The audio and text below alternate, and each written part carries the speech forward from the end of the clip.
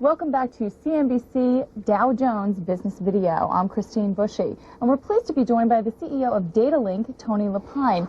Datalink provides services that combines various communications technologies to create wireless information delivery systems. And that sounds like a mouthful, and I don't know if I made it seem more confusing than it really is. But if you could just give us a sense of the wireless market right now and what's driving the growth. There's some real dynamic things happening in this marketplace, and it's just beginning because PCS has just started, and they anticipate PCS will dominate the wireless infrastructure, and I've seen estimates all the way up to 100 million phones in the next 5 years, PCS phones, in North America. That would include Canada. So you can see going from essentially nothing in 5 years to 100 million is an enormous infrastructural change in wireless. You brought up a number of different points that I'd like to talk about. First being that you had originally gone after the financial market. Now you're going after more of what looks like the consumer market. Where do you see most of the growth coming from? I mean, are consumers ready for this? And if not now, when will they be? Well, you know, 3 years ago there was no internet as we know it today. Are consumers ready? Yes. Today there are 60 million people using email. My God, 60 million people. 3 years ago, maybe there were 600,000, maybe there were 6,000. It was such an incredibly small number. So in a very short period of time, we've had this new technology sweep across our country. Whether you're 80 years old or 8 years old, you're on the internet.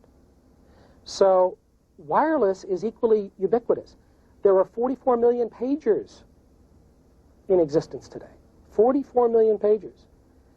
Soon, while there are 62 million cellular phones, and it's expected that most of them will go PCS, which is the wireless platform. So now you've got almost 100 million receivers out there. Now, what is the difference from getting just a text message on a pager, then getting a stock quote, news flashes, sports? We're doing sports, we're going to do traffic, weather. You can just about think of anything that the user or the client or the customer finds valuable to them. If it's valuable to you, and two of the factors that we think about are time sensitive and high value. If it's time sensitive and if it's of high value, you want it wherever you're at. You don't want to wait until you get home. You don't want to wait for somebody to call you. You want to know now.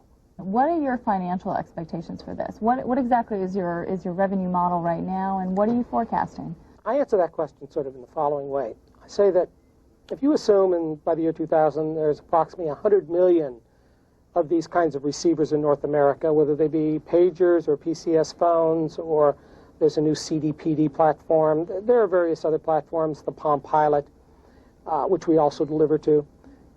If you just assume that these total platforms amount to about 100 million receivers, then if you divide that, just say 10% of that, which is 10 million.